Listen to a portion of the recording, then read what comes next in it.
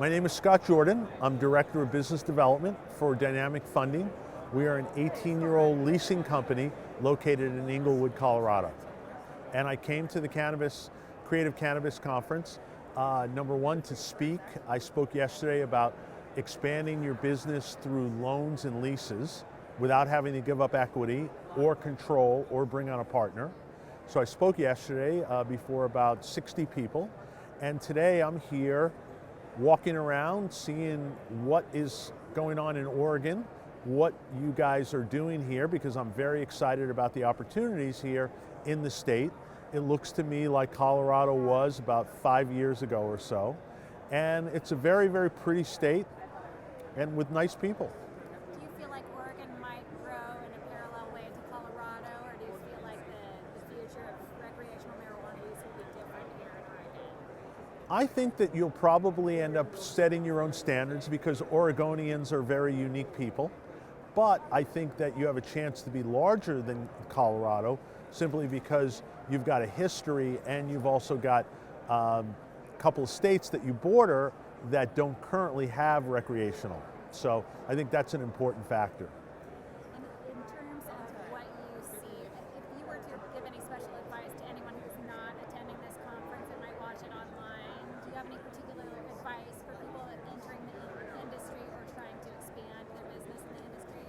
Sure, do your homework. I mean, it's a industry that's ripe for making money, but that also means that it's also going to attract some charlatans and some other people that would rather take your money than give you something of value.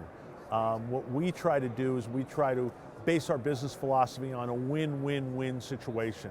So we're a lender, and when we lend you money, we want to make sure that, number one, you win by being able to acquire the assets that you need without giving up ownership, without giving up equity or control. Number two, we want to win by getting repaid so that we can continue to lend in the business, because we've been fortunate so far in the last 12 months, we've been able to make $10 million now. We just closed a $4 million loan yesterday for an existing customer. And so we want to lend more money to responsible businesses that will repay us.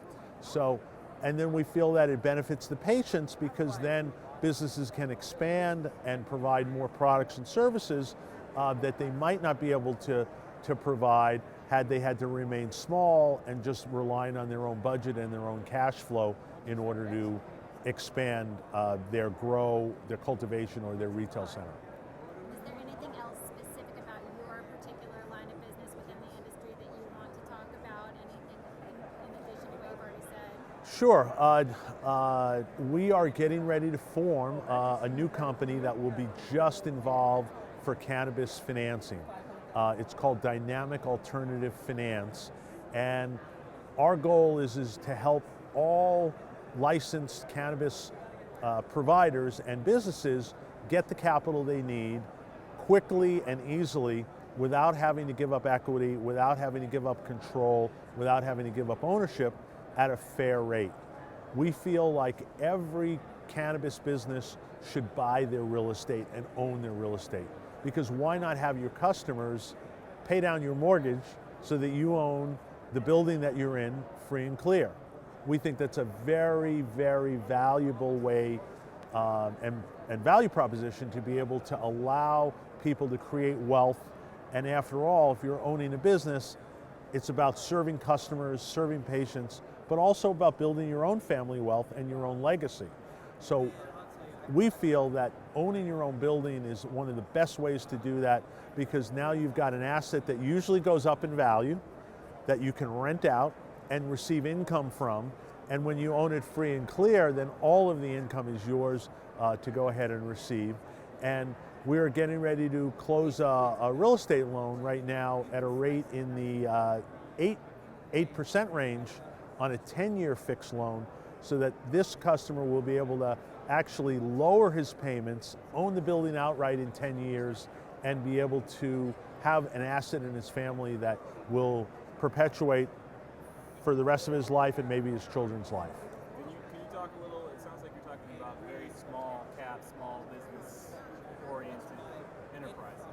So can you talk about how this industry is allowing those people to kind of, I guess, grab onto something that can turn into something really, really, really big? Sure. One of the nice parts about a new industry is that it allows the smaller players to get in, grow their little niche, like craft brewing. You know, I live in Denver, so we have a lot of craft brewers and a lot of individual breweries, as well as bottlers that make small independent craft brewers.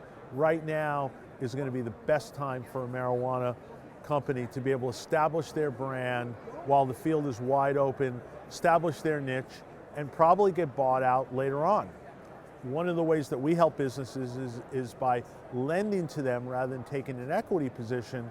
We give them the ability to keep all of the money that when they sell out.